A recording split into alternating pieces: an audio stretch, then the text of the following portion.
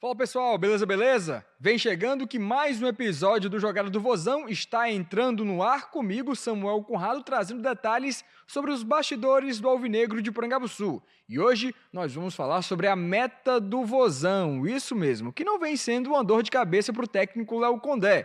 Hoje ele tem à disposição Bruno Ferreira, Fernando Miguel, Richard e Keiler, que disputam espaço na titularidade do Ceará Sporting Clube. E falando disso, o vovô está vivendo um aspecto positivo. Vem de 4 decisões de pênaltis vencendo no campo de jogo. Isso muito por conta do trabalho dos bastidores. E hoje nós trouxemos aqui no episódio os dois preparadores de goleiros do Ceará Sporting Clube, o Marcos Paulo Gontijo e também o Everaldo Santana. Marcos Paulo Gontijo, que é natural de Belo Horizonte, Minas Gerais, e ele quem vai começar falando com a gente. É graduado em Educação Física, trabalha com futebol desde 2009 e ele vai falar com a gente sobre este momento no Alvinegro de Porangabuçu. Seja muito bem-vindo, Marcos Paulo. É um prazer estar podendo participar aqui desse bate-papo, né?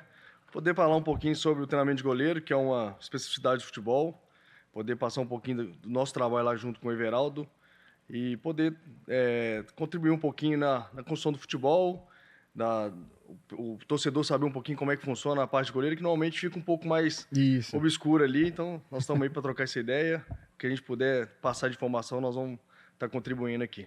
Legal, o Marcos Paulo que chegou aqui no ano passado, né, já tem 2 títulos cearenses, um acesso para a primeira divisão, e ao lado dele, para quem já está vendo aqui pelo YouTube e também na TV Diário, tem Everaldo Santana, ele que é conhecido como Tafarel aqui nos bastidores. Everaldo que já está no Ceará desde 2012, tem muita história para contar também. Ele que é pernambucano, lá de Camaragibe, também é formado em Educação Física e possui mais de 30 anos de experiência com futebol e é conhecido aí no meio futebolístico aqui do nosso estado, principalmente com 5 títulos cearenses, 3 Copas do Nordeste e 2 acessos para a primeira divisão, além de 2 classificações para a Copa Sul-Americana. Também, Everaldo, seja muito bem-vindo à Jogada do Vozão.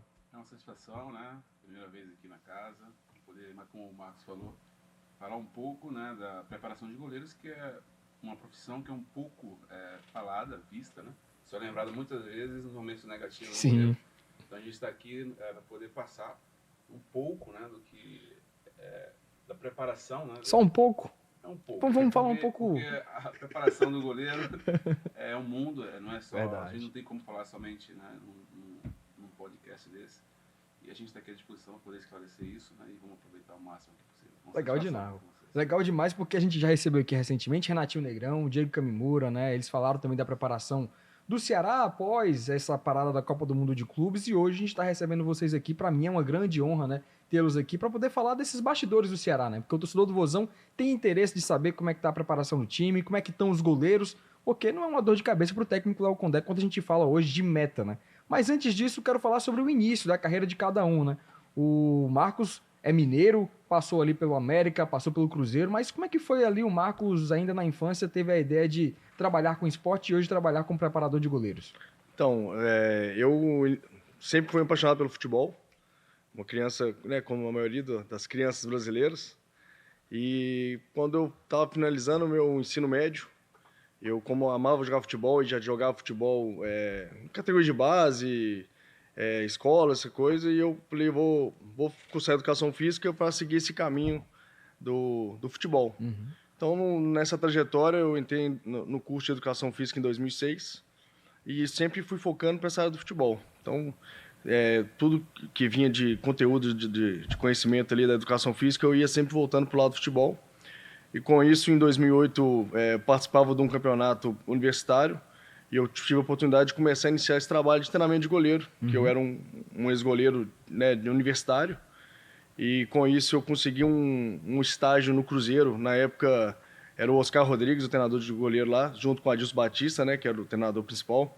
Ele abriu as portas, me passou todas as informações possíveis e fez eu ter ele como uma referência de treinamento de goleiro e fez eu ficar mais apaixonado ainda pela profissão. E com isso eu comecei a buscar mais conhecimento, fui fazer curso de treinador pela CBF. Hoje em dia eu tenho a licença B de treinador e eu tenho a licença de treinador de goleiro de base e de treinador de goleiro profissional pela CBF. Passei por categoria de base, trabalhei 6 anos na categoria de base e estou no profissional desde 2020. Comecei no Cruzeiro em 2015. Em 2019 eu tive a proposta de ir para a América assumir a preparação do Sub-20 e auxiliar o profissional. e com a dinâmica lá do clube, eles precisavam de alguém mais fixo no profissional. Em 2020 eu tive a oportunidade de subir oficial para o profissional do América, onde a gente teve o acesso, né, em 2020 pelo América, e passamos a melhor fase do América até hoje, que é o América nunca tinha ficado um ano consecutivo na Série A. Então, em 2020 a gente sobe, em 2021 a gente permanece, e em 2022 a gente também permanece na Série A, a melhor sequência do América na primeira divisão. E eu, junto com o Silvio Jardim, que era um outro exemplar treinador de goleiro, aprendi muito com ele também, conseguimos fazer, na época era o Cavicchioli que fez as campanhas vitoriosas com a gente lá, passou o Jailson também, um baita goleiro. Sim. E a gente conseguiu ter sucesso, né? Chegamos na Libertadores, na Sul-Americana também. E aí eu tive, em 2023, infelizmente, a gente teve uma queda, né, pelo América. E eu tive a proposta de estar vindo para o Ceará em início de 2024. E quando eu tive essa proposta, um clube de massa como é o Ceará, eu não pensei duas vezes e topei esse desafio. E graças a Deus cheguei aqui, encontrei o Everaldo, que é um cara ímpar, que sempre está ali desde o início me dando um suporte para conhecer, né, muitos anos de clube, conhecer a cultura do clube, a cultura dos profissionais. E com isso a gente está conseguindo fazer um trabalho de excelência, graças a Deus, colhendo bons frutos nesse um ano e 7, 8 meses que nós estamos ali trabalhando junto. Legal, porque tu chegou e conseguiu já títulos importantes, né? Teve ali, no ano passado, o Campeonato Cearense tem uma relevância tão grande, né? Porque o time estava brigando contra um rival que estava buscando o hexacampeonato na época e o Ceará conseguiu um título para lá de relevante, né? E também um acesso. Então, parabéns aí pela campanha também que você faz parte dessa equipe. E o Everaldo também é um cara que tem um lastro aí no Ceará Sporting Clube, né? Chegou a ser goleiro do clube ali meados de 2004 e hoje trabalhando como preparador de goleiros. Como é que foi também o início ali do Everaldo na ideia de ser goleiro também? Foi na mesma pegada do Marcos, nesse sentido de infância ainda querendo ser jogador? Como é que foi a trajetória, Everaldo? Tudo começou na minha cidade natal, né? Assim como todo jovem brasileiro, a gente é muito influenciado, né, desde criança com o esporte número 1, que é o futebol, né? A família, o clube favorito e assim vai. Então, lá atrás da minha casa tinha um campo de subúrbio, onde os mais jovens iam às 2 horas da tarde jogar bola, e eu jogava na linha, como todo mundo começa, né? Querendo ser jogador com sonho. E aí, quando dava o horário mais ou menos de 4 horas da tarde, os mais jovens saíam e chegavam os adultos e tiravam todo mundo. Só que nessa, ninguém queria ir pro gol. E eu doido para jogar, eu quero ir pro gol. E aí eu fui pro gol, né? Inclusive nesse processo que era todo dia, os adultos não me conheciam, e como eu era no gol e loiro, um dos adultos começou a me chamar, quando ia tirar o time, aquele lourinho ali, ó, Tafarel, eu quero ele pro meu time. E aí eu comecei a ficar conhecido no bairro por isso, e gostar também, né? Aí entrei no SESI da minha cidade, e o tempo foi passando. Daqui a pouco começou um time do subúrbio, que era de subúrbio lá na minha cidade, chamado Portuguesa, que era, eu não sei como é que funciona aqui no estado do Ceará, tinha o primeiro quadro, que chama lá, e o segundo quadro, que era o principal. Isso, são os aspirantes. Isso. E tem um outro nome que agora é o veterano. Pois é, e eu já jogava nesse time principal, e esse time era com jogadores profissionais que estavam de férias, jogavam, e eu jogava titular nessa equipe. E aí, uma vez, meu pai tinha um bar, né, no final de semana, e um ex-atleta chamado Sabará, ele jogou no Ceará antigamente, estava lá bebendo, eu fui servir ele a cerveja, e aí ele você que é Tafarel, né? Porque eu já era conhecido na minha cidade, assim, né? Quer ser jogador? Eu quero. Aí me pediu para eu ir na Caxangá, lá, um campo na Caxangá, na avenida principal lá em Recife, tinha um campo lá próximo, e eu fui na segunda-feira, o dia seguinte, de manhã, e aí comecei a ficar treinando lá. E aí ele conseguiu um teste lá na Universidade de Pernambuco, de um time novo que estava surgindo em Recife na época, chamado Unibol. Né? E aí eu fui lá, e não foi fácil. Quando eu cheguei lá, o processo seletivo era difícil. Quando eu cheguei, tinha 10 goleiros comigo.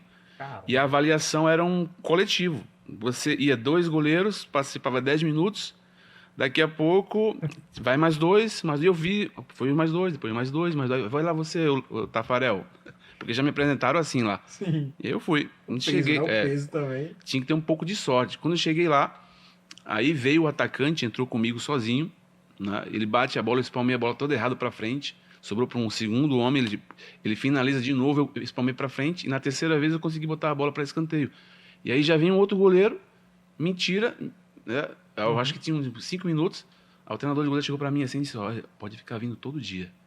E o processo seletivo era assim, você começava na segunda, terça, quarta, quinta, sexta, todo dia treino. Na sexta-feira era o pior dia, que você, dos 11 goleiros, ia ficar só 3. Então você ia tomar banho, quando voltava, aí tava lá, meu nome no meio, vibrei.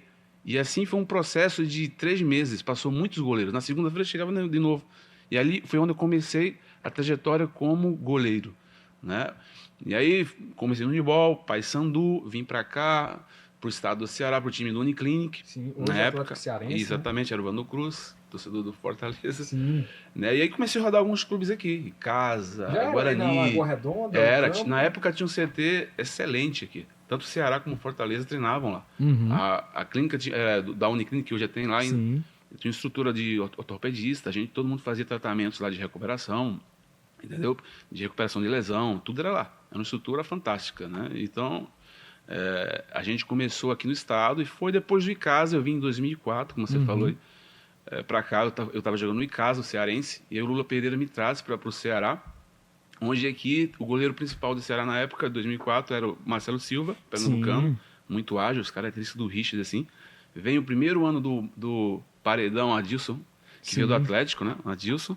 E aí eu vim, ficou nós 3 treinando com o treinador de goleiro aqui, que é o Jordano, um cara que eu tenho respeito bastante, que é pouco falado, como falei com você, né? Que às vezes a gente lembra do Adilson, hoje está na história, o maior goleiro da história do time, mas ninguém nunca lembra daquele profissional que ajudou ele a chegar lá, né? E não só o Adilson, mas tem o Jefferson, que também começou na categoria de base do Ceará. No Ceará. Então, na linha do tempo, para avançar até onde eu estou hoje, né? Então, eu encerrei carreira. E aí, em 2011, eu recebi o convite de ir para o Ceará, onde, na categoria de base do clube, tinha um outro ídolo do clube, que era o Chico, o goleiro de 94. Ele tomava conta de todas as categorias, da 13 até a 20. E a escolinha do clube também. Sim. Então eu cheguei e recebi o convite do Edmundo Silveira, que era o coordenador da base, e o Mazinho Patrão, que era supervisor do profissional. E aí aceitei o desafio. Cheguei lá, peguei um garoto de a categoria 13 e 15. E ali começou um questionamento meu interno, assim, o que é que eu vou treinar com esses garotos, né? Porque até então eu era um goleiro profissional, né? Eu fiz o teste lá para uma equipe profissional. Eu nunca participei de base. Sim. Nem tinha uma preparação acadêmica para poder ajudá-los, né, a desenvolver. Aí a minha dúvida era, será que eu vou replicar o meu treino de profissional que eu vivi por esses moleques? E ali eu vi a necessidade de estudar. Então eu peguei, comecei a fazer a faculdade de Educação Física, sou formado em bacharel e licenciatura de Educação Física.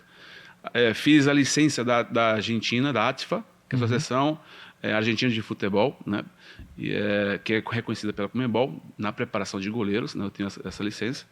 E aí, o resto mesmo, onde você aprende, porque a nossa profissão aqui, você vai pegar a licença da CBF, seja de qualquer área, mas o que vai te dar, a melhor escola que tem é o trabalho diário, né? É os desafios, é os goleiros que você trabalha, é os campeonatos. Sim. Né? Todo ano tem situações diferentes, então isso te enriquece muito, te ajuda a tomar decisões mais na frente quando passar por situações parecidas. Então, esse aqui foi um pouco da minha trajetória e aí vamos desenvolver. Legal demais isso, porque tem esse detalhe que o Everaldo e também isso você falou, Marcos. A fase que o clube vive também respinga muito ali na questão do goleiro, né? Sempre é visado a situação do goleiro, a defesa. O time não tomou gols em 5 jogos no Brasileirão de 2025 de 12 partidas, né? Que é um ponto positivo atualmente. E aí eu quero saber da rotina de vocês. Como é que é a rotina de vocês com os goleiros do Ceará hoje em dia? Vocês chegam à tarde, vocês se encontram só nesse horário? Ou também tem um cronograma de treinamentos que vocês passam tendo em vista esses goleiros que hoje estão no time do Ceará?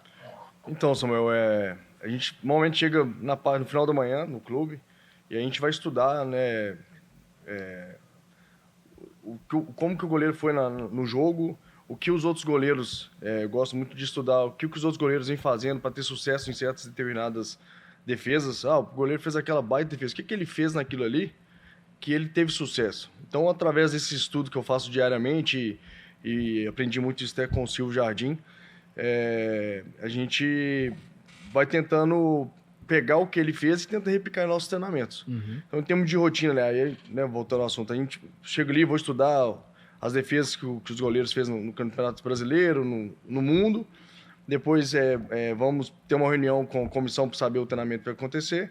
E aí vai para a parte de força no pré-treino nosso, e do pré-treino nós vamos pro campo, aí conversa com o Everaldo, o que nós vamos fazer ali de acordo com o que o Léo vai precisar. Sim. A gente monta o treino de acordo com o que o Léo precisa, qual que é a demanda do Léo. Nessa reunião da comissão técnica, é você com o Renatinho ou tem o pessoal também... só aquele pessoal do staff ali mesmo? Normalmente nessa primeira parte, né, que é o Léo passando o que vai acontecer no trabalho, fica eu, o Renatinho, o Diego e o Batatais. Aí depois eu replico pro Tafarel o que vai passar no treino, o Batatais para a equipe dele, o Diego para a equipe dele, e aí quando sai dessa micro reunião ali, todos os setores já estão sabendo o que vai acontecer, e aí começa um processo de logística do clube, que é os jogadores chegarem, vai fazer a refeição, passa pelo DM, que é o CESP hoje, que é uma referência no clube, né? Passa lá para saber se está tudo ok, se fazer um trabalho específico de algum fortalecimento que está precisando, de alguma dorzinha que está sentindo para eliminar essa dor. Vai para a academia fazer o trabalho de força específico que vai ser no dia. E depois vai para o campo. Aí no campo a gente tem a primeira parte nossa junto com o Everaldo ali. A gente faz o nosso trabalho específico. E aí vai trabalhar com o Léo. E aí finaliza o treino. Se a gente vê a necessidade, às vezes, de fazer algum complemento, alguma coisa, a gente finaliza alguma coisa. Se não vê necessidade, o dia finaliza ali e nós já vamos pensar no dia seguinte. E essa parte na preparação, né? Vocês avaliam também o próximo adversário, o setor ofensivo, passam isso para vocês, no caso do departamento de IMAS, de alguma pessoa, no caso, passa para vocês esse cronograma também de, lá tem um atacante que finaliza desse jeito aqui, ou tem um cara que no cabeceio faz isso. Tem um cronograma que passa para vocês também nessas atividades? Então, o Dimas é um suporte bastante aliado nosso, porque tudo que vem do adversário vem deles. Eles que municiam isso pra gente e a gente vai estudar. E na parte que eu falei que eu estudo os goleiros, a gente também tem essa parte de estudar o adversário. Por exemplo, hoje a gente tá a um dia do jogo contra o Corinthians. Isso. Aí, no caso, já passam para vocês com quanto tempo de antecedência? Normalmente depende da logística de jogos, né? Se tiver mais espaçados os jogos, a gente vai ter mais tempo. Pelo menos passado não tem tempo. Ontem mesmo já anunciaram a gente com as informações. Então já chegou para mim as informações como que o Corinthians vai pressionar a nossa saída de bola, quais que são os pontos fortes, bola parada deles, o que nós temos que ter cuidado, qual que as intervenções que nós vamos ter que passar para o goleiro que está jogando e para os demais goleiros, que ele vai ter que tomar cuidado, quais são as vantagens que o jogo vai proporcionar para ele em certas circunstâncias.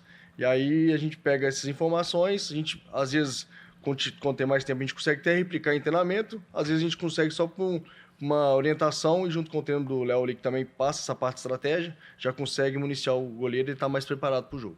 Legal, isso até mesmo pegando esse cronograma, né? Uma dúvida que muita gente tem é em relação a quem é o goleiro titular. Quem é que escolhe o goleiro titular? Vocês têm um poder de chegar e dizer assim, o goleiro aqui, ele não atuou muito bem aqui no treinamento, eu acho que para essa partida esse goleiro aqui pode ser melhor. Parte do preparador de goleiros ou é o técnico e a sua comissão que avaliam isso daí na hora do jogo? Na realidade, assim,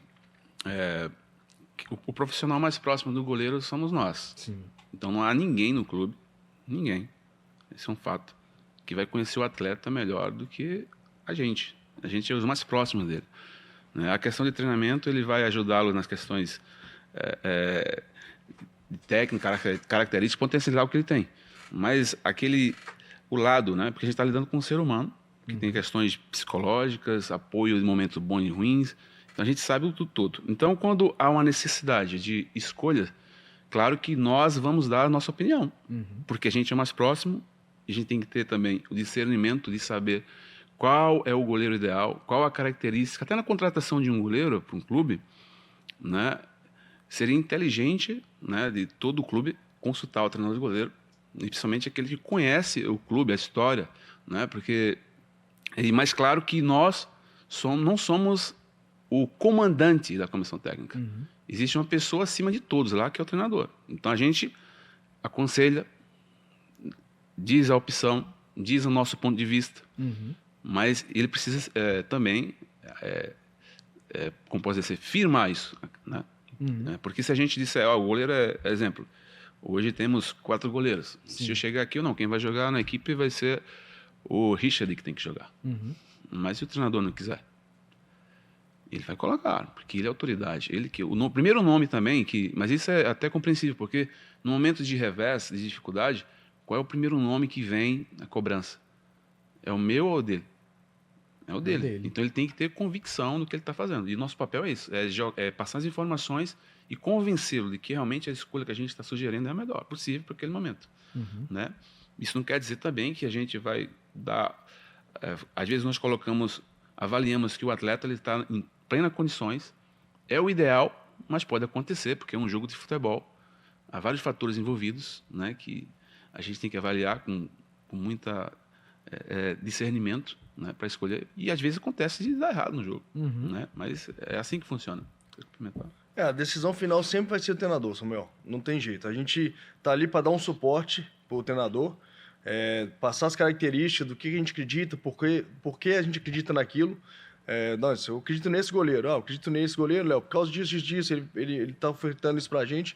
Mas a decisão sempre vai ser do treinador. E tem treinadores que vão ter mais abertura para tomar essa decisão, compartilhar mais com a gente. Tem treinador que vai ser mais fechado. Então isso depende do treinador também. Com o Léo, graças a Deus, nós temos uma relação muito boa. Então a gente troca ideia, a gente conversa. Quem que você acha que tem que estar hoje, ir para o jogo como segundo, como terceiro? E é uma conversa, mas a decisão sempre vai ser do treinador. E nesse papel aí de escolha, também como o Everaldo já falou sobre contratações, no caso vocês, o Everaldo está há mais tempo no Ceará, mas o Marcos também, participa nesse crivo de nomes? É o Dimas quem faz a avaliação de atletas ou vocês também podem opinar sobre, vi aqui um goleiro bom aqui da Série B, o cara tá indo bem e tal. Tem como avaliar? Vocês podem chegar também tem essa opção dentro do Ceará hoje em dia? Por exemplo, hoje você estava vendo no rival, vou falar um exemplo do passado. Tem aí o João Ricardo que está no Fortaleza hoje. Como foi que ele chegou no Ceará? Em 2020, nós estávamos disputando a competição e ele estava no Chapecoense. Sim. Então, o departamento, né, de análise de mercado, ele começava a enviar a todas as rodadas 11 nomes das ações dos goleiros que tinha naquela relação. Tinha 11 nomes e a gente via os vídeos desses e ali havia uma enquete que a gente havia anteriormente determinado, né, de características que a gente queria para o clube. E aí começou a qualificar essas ações de acordo com o que a gente vinha. No final da temporada, ele era o melhor de todas, né? E aí o clube vai e entra em ação e aí passava diretamente por nós. Isso não quer dizer que você indicar um goleiro A, B, C ou D, porque é muitas coisas. Por exemplo, existem as questões financeiras, existe o convencimento a você trazer um atleta para o clube. Muitas vezes já teve goleiros de nome que a gente indicou lá no passado, mas o atleta não queria vir para cá. Por quê? Às vezes tem um goleiro que financeiramente já está resolvido. Sim. Hoje o Ceará tem uma estrutura boa, né? Tá no cenário nacional, mas lá atrás, por exemplo, era difícil, porque a logística pesa muito. Aqui tudo é longe. Você pega um voo comercial, você tem um time gigante, é voo fretado. Uma vez só você vem aqui no Nordeste e o resto tudo pertinho. Então, isso são vários fatores. Mas a questão de captação do goleiro procederia dessa forma, entendeu? A gente avaliava ele previamente, todo jogo, e aí passava os nomes, né, de favoritos, 2 ou 3 daquela enquete que tinha anual, para ele chegar e aí não parte mais da gente. Vai nas questões de relacionamento, aí entra outro setor responsável, que é o executivo, enfim, para poder convencer o atleta e trazê-lo. Então, é isso. O departamento Dimas, ele tá ali para municiar a gente de informação, inclusive na parte de contratação. Então, ele já vem monitorando todos os atletas destaques. Isso é jogador lateral direita a goleiro. Então, eles vão municiando essas informações para eles. E, através dessas informações para eles, eles criam uma lista de prioridades pela análise deles. E cabe a gente, eu e Veraldo, às vezes, pegar essa lista e dar uma olhada e ver se está no nosso padrão. E, às vezes, a gente até sugeriu um nome que, às vezes, eles não captaram. Pela nossa experiência de treinamento de goleiro, que a gente vê, às vezes tem um olhar um pouco mais clínico do que eles. Então, às vezes, a gente tem essa lista municiada por eles, mas a gente também passa algum nome interessante para eles municiar a gente com mais informações.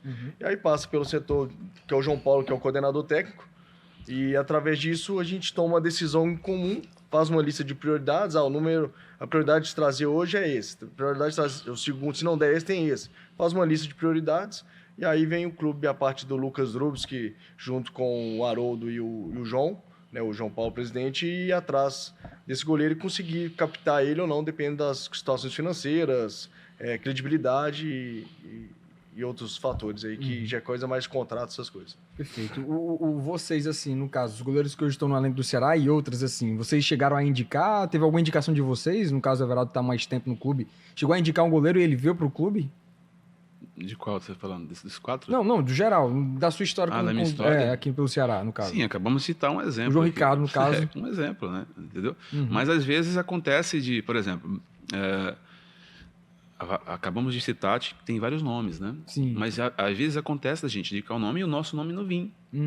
Porque assim como a gente sugere o nome, vem um executivo e sugere um outro nome. Por exemplo, Fernando Praz, um goleiro multicampeão, exemplo, baita goleiro, ele veio para o clube por indicação do executivo. Sim. Veio aqui, foi campeão, né? Um cara que saiu do Palmeiras e nos ajudou, um exemplo, referência. Então, essa decisão ela tem que ser... Não é só uma pessoa que chega e vai firmar isso, né? Não, tem um estudo, tem participações e claro que quando você escolhe algo e as coisas dão bem, vai ter todo o mérito. Mas o contrário também é verdade. Sim. Né? Então, algo que você tem que ser bem pensado, porque a gente é um trabalho muito sério, você está representando um clube de massa gigante, né? De pessoas apaixonadas, né? Que tem geração mais de 3 milhões de torcedores, então é algo que você tem que saber o que está fazendo e pesar muito, né? Antes de escolher ele, para não errar. E quando a gente fala de boa fase nos goleiros, a que se deve esse bom momento hoje no Ceará, que está resguardado pelo menos quando o assunto é meta alvinegra? Então, eu acredito primeiramente o atleta, né? O atleta, a gente está ali para potencializar ele.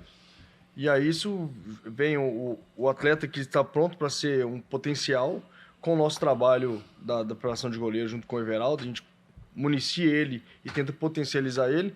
E eu acredito também no trabalho sistêmico, que é o trabalho que vem a parte do treinador.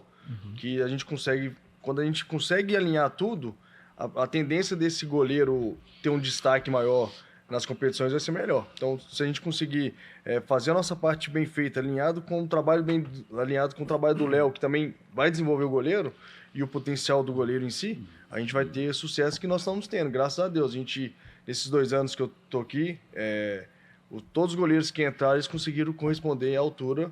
A gente não teve problema, graças a Deus, nesse período.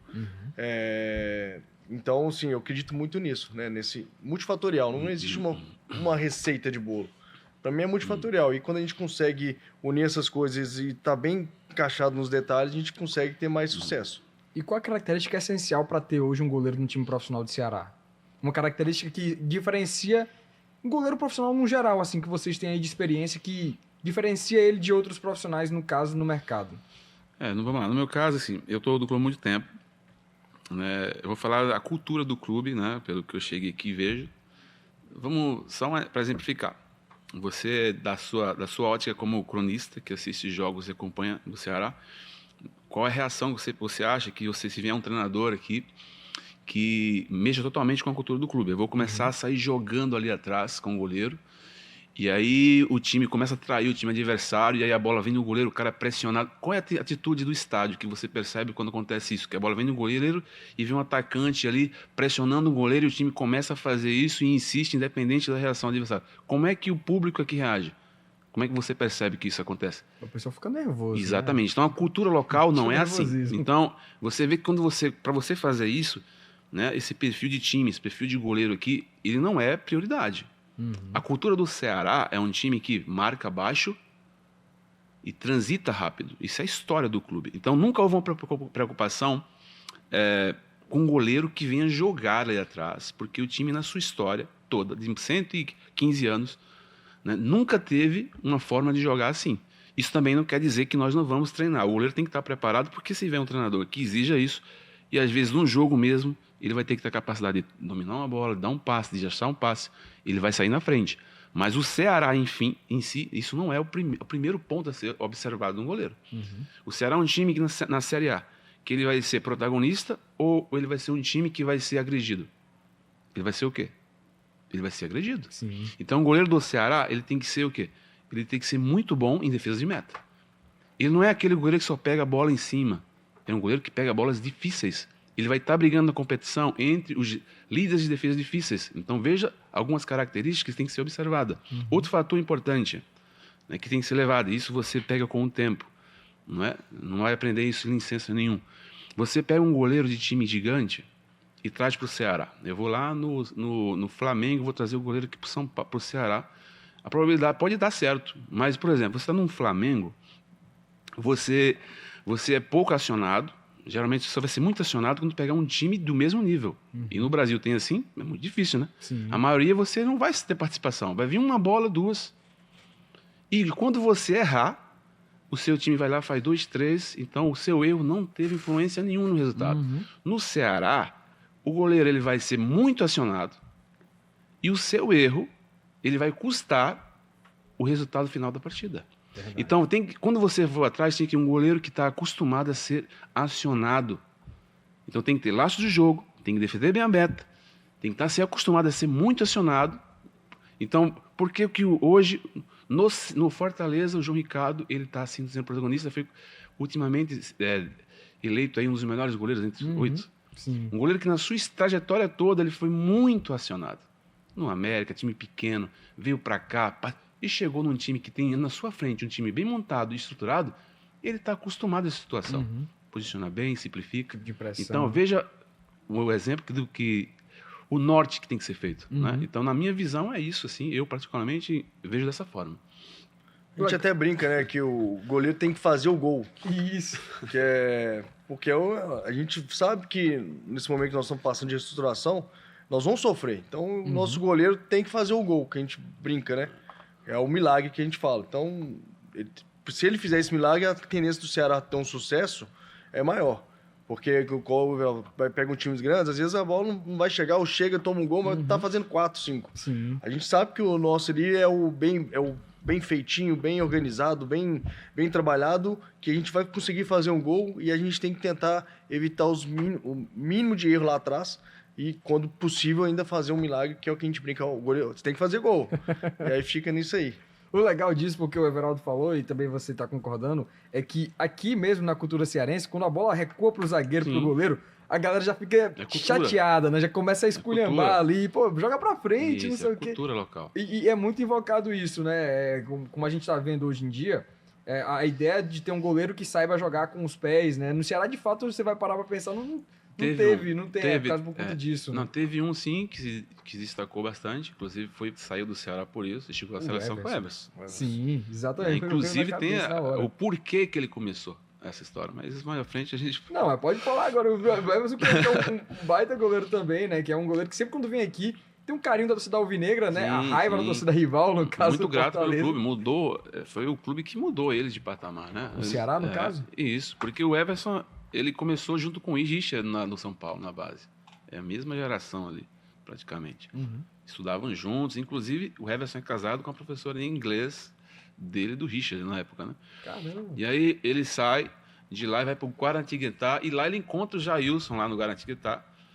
Né? Era terceiro goleiro do Guaratinguetá. Depois foi para o River do Piauí, Teresina ali.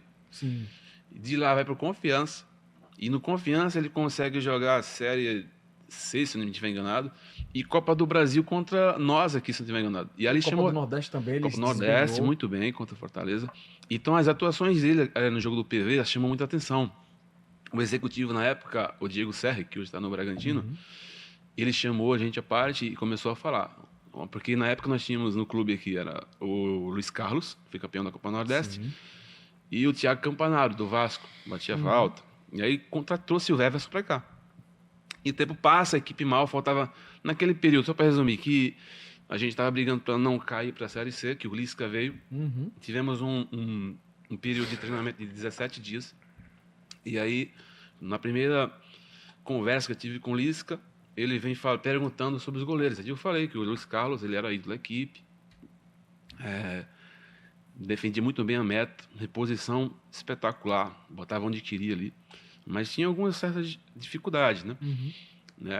Um pouco na bola aérea, de jogar um pouco avançado, né? Para cobrir a última linha. Era um mais conservador, ficava muito embaixo do gol. E já o Everson não. O Everson era um goleiro que jogava muito bem, se sentia bem rápido, saía bem do gol. E assim, o Lisca não quis tomar uma decisão meio assim precipitada, quis observar, e aí o Luiz Carlos foi treinando de titular, né? E aí, na estreia do Lisca contra o Criciúma, né? Eu acho que eu nunca contei assim em local nenhum essa história. Sim. A gente viajou para Criciúma, foi o jogo que o Ceará perdeu de 3-0. A gente estava hospedado no Bourbon, um campo lá em Criciúma, que tem a cidade perto lá, tem um campo no hotel embaixo, e aí ia ter um rachão. Aí no rachão eu perguntei ao Lisca, os goleiros podem ir para a linha para jogar o rachão? Pode, não tem problema. Eu cheguei pro Luiz Carlos e pro Everson perguntando se eles queriam ir jogar na linha, né? Sim. Aí eles, não, a gente vai ficar no gol mesmo. E aí começou o rachão. E aí no rachão, chegava no lado do gol do Luiz, cruzava, o Luiz não saía, ficou um pouco no gol, e o pessoal do time, sai Luiz, o Luiz não saía. E no lado do Everson, e o Luiz só observando. E quando acabou o rachão, aí o Luiz, quem vai jogar é o Everson. E assim o Everson ganhou a posição, né? Porque eu também tinha falado que ele jogava bem e tal. E aí, de lá para cá, ele começou a fazer história no clube, né? Muita personalidade, de terceiro goleiro para primeiro, num momento difícil, de 9 jogos naquela época, tu tinha que ganhar 6 e empatar 1. A gente perde a primeira. E depois ia pegar o Botafogo fora e ganhamos o jogo. E aí, enfim, deu certo. E foi assim que surgiu o Everson começar como titular, né? E aí foi 16 bem, 17 subimos, 18 Série A, destaque, líder em defesas difíceis lá. E aí foi pro Santos. O detalhe disso porque aí é uma conversa que o treinador viu um rachão, um caso diferente, e conversou com o preparador de goleiros, no caso, para poder saber ali a orientação. Né? Há um feedback diário, né? Assim como ele, o treinador tem a liberdade. Na realidade, tanto eu como ele, a gente está vestindo a mesma camisa. Né? Eu acho até não é inteligente você consultar, né? Porque uma cabeça é bom, imagina duas. Tem pontos de vista diferentes. Eu trabalhava com outro profissional aqui, às vezes ele tinha coisas que o atleta falava para ele, mas não falava para mim. Então a gente tem um todo. Sim. E assim, a preparação de goleiros, tu tem que ter um ambiente, né, que eu acho sagrado, né? Eu acho que o atleta, quando ele chega no clube, ele tem que ter prazer de estar ali. Ele tem que entender que o cara que está no dia a dia com ele é um cara confiável, onde ele pode dizer tudo para ele. Ele pode questionar jogo, ele pode questionar. E você, com a sua experiência, com a sua aproximação, com o discernimento que você tem que usar o que ele passar para você, às vezes até coisas negativas, assim como o pai e um filho. Você tem que ter um canal de comunicação aberto. Teu filho falar algo assim que você, às vezes, fica irado, mas não faz isso. Deixa o canal aberto, deixa ele falar. E aí, quando ele falar alguma coisa, tipo, não é que aconteça agora, mas chega lá, o goleiro não gosta do treinador. O goleiro fala que o treinador não elogia ele. Já teve isso? Já, mais atrás. E aí você pega, então, ó, vem cá. Isso aqui, você pega, usa isso como combustível para ele concentrar mais, performar mais. E a resposta não é aqui no bate-boca, até porque tu vai perder. Sim, ele tem mais autoridade, mas com performance. E de repente, quando tu entra lá e dá a resposta, você acabou, você dá um tapa no cara. Então, esse é o nosso papel, de estar ali gerenciando e filtrando as situações. Não precisa chegar um treinador. A gente está ali perto do cara, entendeu? E como é que é hoje a relação, né? Vocês têm ali o Bruno Ferreira, o Richard e o Fernando Miguel, são 3 baitas goleiros, e tem um Keila também, que também disputa esse espaço ali na meta alvinegra, e são uns caras bem experientes. A gente não tá falando de nenhum garoto que tá chegando agora, são caras ali tarimbados no futebol brasileiro, o Bruno Ferreira chegando agora, fazendo boas campanhas, né? E um Ceará que nas últimas 4 disputas de pênaltis conseguiu vencer. O Everaldo tá aqui há mais tempo, ele lembra que foi um fantasma por um tempo em relação à penalidade, principalmente para a torcida, né? Ia para os pênaltis e a torcida já ficava angustiada. Mas nas 4 vezes que o Ceará disputou, a primeira foi Nordeste, Copa 23, do Nordeste 2023, Cearense, aí teve Campeonato Cearense de 2024, teve também Copa do Brasil este ano, contra o Confiança, e diante do Sport Copa do Nordeste, né? Como é que é hoje a relação com esses goleiros também, pegando essa parte das penalidades?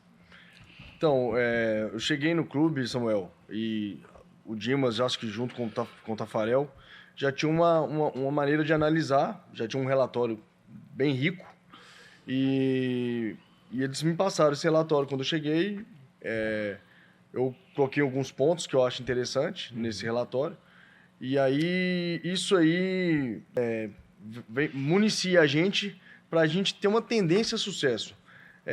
Isso aí vai fazer você ter sucesso sempre? Não.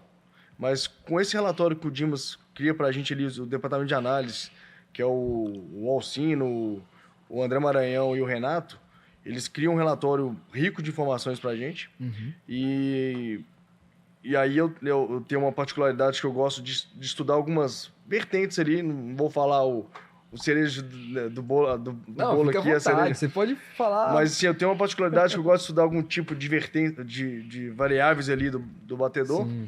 E aí eu consigo, com isso, a informação que já tem no relatório, com essa informação que às vezes eu consigo, às vezes eu não consigo, que isso é de cada jogador. E o mais importante é quando a gente consegue fazer esse estudo junto com esse relatório, o goleiro compra essa ideia. Então, em 2023 eu não estava aqui, mas já tinha uma garrafinha com as informações. Eu segui o mesmo padrão, porque eu gosto também desse sistema o goleiro vai no final dos pênaltis com a garrafinha com a informação que a gente acha relevante. Pronto, exatamente. Acho que foi o Pickford da Inglaterra, não sei quem foi que viralizou numa Copa do Mundo, né? Que ele tinha ali. Que ele abriu e aí tava isso lá, virou né? uma coisa assim que todo mundo começou a usar. Mas porque isso já. É que já acontecia, alguns já faziam, outros não faziam, mas sim, aquela época ela se virou uma receita de bolo, né, vamos dizer assim. Mas sim, muitos senadores de goleiro já utilizavam e não aparecia. Mas é uma coisa interessante de se fazer. E por quê? Porque o goleiro, a gente passa tanta informação e na verdade vai ter 6, 7 batedores às vezes. Como que o goleiro vai guardar toda aquela informação que a gente passou sem ter uma cola? Então a garrafinha serve como uma cola. Mas é o que eu estava falando, assim, o mais importante é quando a gente tem uma observação muito relevante, é o goleiro comprar essa ideia. Então quando o goleiro ele compra a ideia que aconteceu nesses últimos disputas de pênalti, e depois o Tafarel pode falar um pouco de 23, que eu não estava aqui, aí ele vai falar com mais propriedade, eles compraram essa ideia com algumas informações passadas e conseguimos ter esse sucesso. E é isso, é um estudo bem elaborado, com algumas particularidades que a gente tenta iniciar o batedor e passar para o goleiro essa característica X que a gente observou, e a gente deixa o goleiro bem municiado e ele sente confiança e a gente está tendo esse sucesso graças ao trabalho de toda a equipe, né? É até uma coisa que eu queria saber do preparador de goleiros em si, né? Quando vai para pênaltis, aí o pessoal fala, muitos cronistas, né? Aí é sorteio, é loteria, não quero nem ver. É loteria, de fato? Como é que é para vocês avaliarem essa questão? O pênalti é um jogo emocional, né? Eu acho que aquele que está mais preparado, mais centrado ao momento do jogo, ele vai sair melhor, né? Só voltando um pouquinho antes aqui, que veio falando, você falou aqui que havia um fantasma sobre os pênaltis, né? Mas realmente havia isso, mas se você que é cronista, tem acesso às imagens, né, aqui na casa, você pode perceber que de 2017 para cá, toda a disputa de pênalti, o goleiro do Ceará ele defendeu um pênalti. Todas. Então o problema da disputa de pênalti do Ceará não era o goleiro. Não era o goleiro. Direciona para o goleiro. Nunca foi o goleiro. Nunca foi o goleiro. Né? O problema da nossa equipe é que a gente perdia demais. É uma equipe que, emocionalmente, ela era muito fraca. Hoje é uma equipe mais madura. Você chega, vai na disputa, já está mais... Viveu mais esses momentos decisivos. E esse grupo, que principalmente, já passou por momentos muito difíceis. Políticos, pressão, e conseguiu dar a volta por cima. E hoje, todo esse lastro de passar por momentos difíceis com a equipe de massa que é o Ceará, isso dá uma certa madureza e de com mais calma. Então, em relação aos estudos de pênalti, que o Marcos falou que a gente já tinha no clube, de fato tem uma relação passada pelos analistas de desempenho, né, que é um departamento que trabalha muito junto da preparação de goleiros. E dentro dessa listagem, às vezes, por mais que você passe para o goleiro as informações, vamos supor, você vai pegar um jogo eliminatório passado, 15 nomes. Vamos supor que você é o goleiro do Ceará e eu sou o treinador de goleiro aqui para você agora. Eu vou te chamar aqui na sala, vou passar na TV 15 pênaltis, 15 imagens, 15 lados, nós vamos definir juntos aqui, eu e você. Sim. E vai lá no jogo agora, na Ilha do Retiro, à noite, eu vou te dar uma garrafinha para você, essa aqui, ó. Vou botar impressa para você aqui e tu vai levar ela lá. Tá só você lá. E de repente vem lá 10 jogadores, começa a caminhar. Veja aí, você pega aí. No momento que ele tá saindo, tu tem que sair também pro gol. Tu tem que pegar a garrafa, tu tem que olhar lá. Quem é o jogador? Tu vai ter que saber a feição do atleta e ter tempo. Rapaz, tu é mágico, ó. Por mais que tu faça isso, é um sistema, às vezes, que pode dar errado. Sim. Então, qual a alternativa que, no caso, eu fazia aqui? Por exemplo, vamos lembrar um pouco um jogo, assim, que eu me lembro bem. Ceará e São Paulo, Sul-Americana. Sim. Castelão. Nós perdemos lá e vencemos em casa, naquela atmosfera fantástica. Foi. E aí o Vina vai e joga a bola lá por cima. Pum. E lá vai o João. Aí, na parada antes, todo esse processo aqui foi feito, mas eu estava com o iPad e eu cheguei antes da conversação pro João e o Richard, vem cá. Ó, olha pra cá. Nosso banco era do lado do gol. Olha pra cá, olha pro Richard. Assim que o jogador for, nós vamos identificar quem é ele. E o Richard vai fazer um sinal para você e você vai definir qual lado. Por exemplo, você é o goleiro aí, você é o João. E aqui eu sou o Richard no banco. Se eu fizer assim, qual é o lado que a bola vai? Não, do teu lado aqui, Vai pro ó. lado esquerdo. Não, do teu lado aí, ó. Vai pro lado direito. Isso aí, ó. Tu Até aqui... isso confunde, eu tô... Não, mas tu tá de frente. Sim, Olha sim. aqui, eu tô indicando para você o Você lado. queria pro lado do lado pro E lado aqui, ó, esquerdo é dele. esse lado. Sim. Aí o Vina vai lá e... Aí faz assim o Richard. João, tum. Aí teve o Sobral no alternado. O Sobral bateu e perdeu. De novo o Richard tá aqui. Só que aí o João não olha.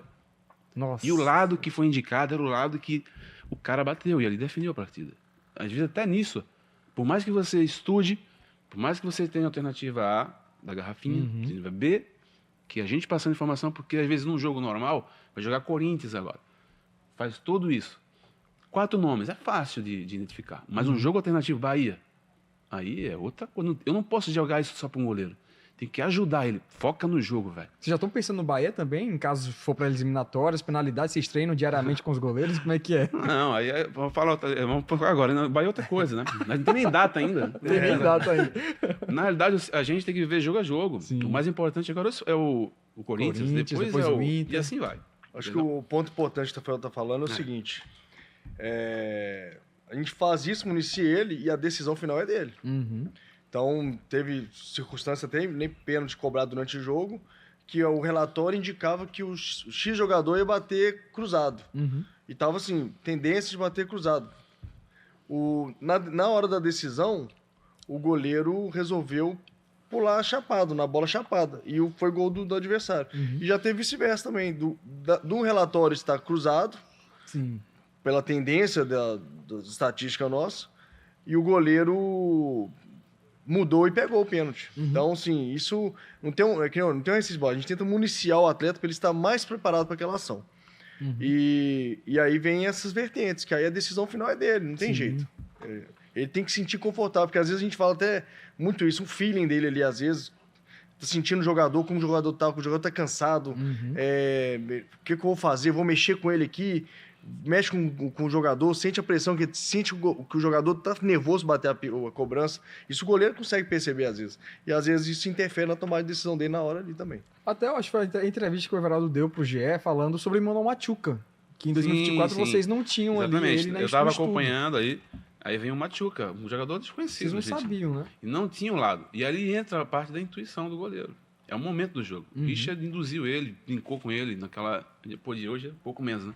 Antes você mexia, ia lá na bola, pisava. Hoje não pode fazer isso. Na trave. Mas aí... Hoje é um pouco mais restrito porque o árbitro tá em cima direto, né? Daí é onde entra o momento, concentração, você tá confiante, tá bem, induz, o outro lado já vem, um jogo... Era o último pênalti. Olha só a pressão pro cara. Você treinar todo dia no CT é uma coisa, tu vai lá, o gol fica igual aquela travinha pequena. Sim. Com o goleiro lá, entendeu? Brincando com você emocionalmente, se você não tiver personalidade, você vai fazer o que ele quer. Fernando Henrique, lá atrás, 17. Zagueiro, eu peguei. O cara já Verdade. viu. Ele fez aquilo por quê? Um zagueiro, geralmente, ele faz o quê? Ele bate forte. Né? Para afundar o goleiro. Aí, se o cara tinha na sua cabeça a opção de chapar, eu vou bater forte mesmo, se o goleiro tá mexendo comigo, é o que ele queria. Ele pulou, deixou o pé e ali pegou. Então, você vê que há esse jogo emocional e o cara tem que ter muito equilibrado. Você vê o Sobral, ele perdeu contra o Kaique no jogo passado. Houve a segunda chance, ele mostrou muita personalidade e madureza. Foi lá, bateu no mesmo canto, lado. como era para ser. E depois você veja a forma que ele comemorou um jogo. Porque quando você vê que o cara tá totalmente desequilibrado, quando ele faz um gol de pênalti e sai vibrando, feito um maluco, porque ele saiu aquele peso todo. O Sobral fez o gol, isso fez só assim, ó. Foi no Bruno. Então, você vê a madureza da equipe que está hoje. Né? A equipe que é emocionalmente muito forte. Né? E isso se estenda o máximo possível, né? Porque não é fácil jogar uma Série A no Ceará no momento de transição como está agora. E o legal disso, porque hoje o Ceará tem 2 bons goleiros ali, além do Richard e do Kehler, que estão ali, né? O Bruno Ferreira e o Fernando Miguel. No caso, essa mudança, né? Antes da pausa da Copa do Mundo... da Copa do Mundo de Clubes, o goleiro era o Fernando Miguel, né? E aí teve a pausa, o Bruno Ferreira voltou. Essa escolha foi de vocês, junto com o Léo Condé? Foi uma coisa colegiada também? Então, essa foi uma conversa com o Léo Condé. O Bruno vinha muito bem, ele sentiu uma lesão que o afastou, e veio o Fernando e também correspondeu à altura. Sim. Então, como já estava para vir essa parada, e como o Fernando estava correspondendo à altura de excelência, o Léo, conversando comigo, priorizou manter o Fernando até a parada, para quando voltasse os treinamentos na parada, ele tomasse a decisão de quem que retornaria a meta alvinegra no retorno após a Copa do Mundo. E aí optamos, conversa, né, com a comissão ali, optamos voltar com o Bruno, que estava preparado e merecia essa continuidade, né, pelo que ele, desde o ano passado, ele assumiu uma responsabilidade muito grande, que a gente estava brigando ali ainda para estar próximo ao acesso. O Richard machucou, ele entrou com excelência na meta alvinegra, conseguimos acesso com o Bruno. E um fato interessante, né, você vê o legal que é o ambiente dos goleiros ali, hoje em dia, o Richard chegou pro Bruno, você vai ser o goleiro do acesso. No dia que o Richard machucou lá, se eu não me engano, no Curitiba, Sim. No vestiário, o Richard fazendo as primeiras intervenções ali, o Bruno foi conversar com ele, e o Richard falou com ele assim: Bruno, você vai ser o goleiro do acesso, você que vai dar o acesso pra gente. E graças a Deus concretizou isso no final aí. Mostra que a relação entre os goleiros ali é boa, um torcendo pro outro, quem tá jogando tá sempre tendo o apoio dos demais goleiros, e a gente tá tendo esse sucesso devido a esse ambiente também, porque o ambiente ele é muito importante para as coisas fluir com naturalidade, sem ter uma pressão extra, que a pressão de fora de estar jogando na meta alvinegra já é grande. Então, se a gente ainda aumentar a pressão interna, as coisas tentam desandar, mas como ali tá andando bem encaixado, com os goleiros, o Everaldo, a comissão, então as coisas continuam fluindo e que continua assim por um bom tempo. Caramba, legal demais, cara. O episódio tá saindo, tá acabando, no caso, né? Gostei demais do papo, acho que um dos melhores podcasts, ao meu ver aqui, na minha opinião. Eu que tô aqui há um bom tempo fazendo aqui o CearáCast, Jogada do Vozão, a gente recebeu muita gente boa, vários episódios que inclusive vão estar aqui na descrição. Eu agradeço aqui, foi uma aula de vocês dois aqui hoje, falando sobre preparação de goleiros, preparação no Ceará Sporting Clube, dos bastidores. Agradeço demais aqui ao Marcos Paulo Gontijo, seja muito bem-vindo também em outras ocasiões, as portas estão sempre abertas para você aqui no Jogada do Vozão. Eu que agradeço estar participando do programa, já acompanhava alguns, né, a nossa equipe foi passando aqui alguns setores. É verdade. Falta o Léo Condé, falta só a gente conversar direitinho aí para poder chamar o treinador alvinegro também para bater um papo aqui com a gente. E aí é importante, cara, porque o futebol ele é multifatorial, né? Então é importante passar pelos pequenos processos que tem no clube para ter o sucesso que o Ceará vem tendo nesses últimos anos. E passa não só pela gente que está aqui hoje, como os outros já vieram, mas tem uma grande equipe por trás que está dando suporte para a gente. E a gente está aqui tendo esse momento bom, que nós estamos vendo uma fase boa, que continua assim, e obrigado pela oportunidade. Muito obrigado, Marcos Paulo. Obrigado também ao Everaldo Santana, que hoje me trouxe aqui um presente, a luva aqui da Raptor, não é isso? Sim, nosso parceiro, né, uma marca de luva que vem crescendo no Brasil, nos ajuda aí, nos fornece, né, esse material para a gente poder usar aqui no Vozão, né, e é um presente para você aí, tá? Legal demais. Também agradecemos, né, a oportunidade de estar aqui falando. Seja muito bem-vindo também aqui. Fica à vontade para outras preparação ocasiões. de goleiros, falar um pouquinho dos bastidores do Ceará, né? É uma satisfação imensa estar aqui com vocês. Legal demais, né? Eu vou... A gente tinha aqui o saudoso Sebastião Belmini, que era um grande goleiro, né? De futsal, principalmente. Quem sabe me aventurando aí, eu consiga, né? O Matheus Pereira tá dando o seu aval aqui. Agradeço mais uma vez aqui a todo mundo que veio aqui com a gente. Israel Simonton, Matheus Pereira, da Assessoria de Comunicação do Ceará. Muito obrigado. Valeu também pela assessoria do Ceará Esporte Clube como um todo, né? A gente agradece aí toda a instituição por ter liberado aí os profissionais para bater um papo com a gente. O vovô que está se preparando para a reta final do Campeonato Brasileiro. Tem Copa do Nordeste, tem muita coisa aí pela frente. Tem Clássico Rei vencido. Para vocês também deve ter sido assim uma coisa, né?